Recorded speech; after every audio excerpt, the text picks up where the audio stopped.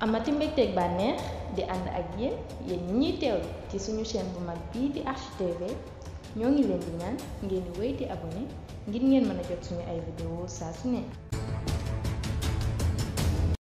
inna lillahi wa inna ilayhi rajiun dal leen ak jàmm mbokku internetu Archi TV di fi taatane ay xabaar ñoo ngi leen di fàttali ngeen wéy di abonné te activer cloche de notification bi ngir rek bépp xibaar buy jaar fii ngeen mën a bokk ci ñi koy njëkk am comme dañ koy doore ko rek ak ki nga xamante ne rek moom moo di Lat Diop nekkoon ministre ci jamono yi kii fi nekkoon jiitu réew di président Macky Sall moom nag nekk homme politique bu dëkk fële ci Géejawaay ginnaaw bi nga xamante ne rek jamono ji moo ngi ci loxoy yoon ngir rek ay jafe-jafe yoo xamante ni rek toppoon na ko ci rek jamono ji nga xamante ni moom kii di Lat Diop mu ngi nekkoon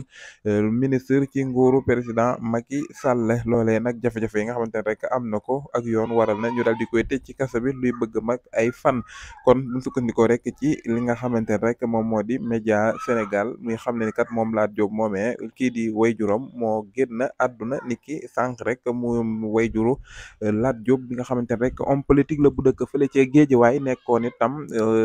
ministre ci jamonoy président Macky Sall way juróom bu góor di bàyyi ko fi nekki sànq rek di wuyoo ci Alxaaji Codé Diop nekk way juru Lat Diop bi nga xamante ne rek jamono ji ay jafe-jafe moo waral ñu dal di koy tëj ci kaso bi luy bëgg mat ay fan kon rek mu mel ni ginnaawam la way juróom bi doon wuyoo ci Alxaaji Codé Diop dal di génn àdduna buñ sukkandikoo rek ci média Sénégal ci sunu cadre rek tu Archi TV ñu koy jaale mboolem ñi nga xamante ne rek ñooy waa géej waaye di ko ñaanal yàlla yërëm ko jéggal ko tàbbal ko àjjanay firdawsi amin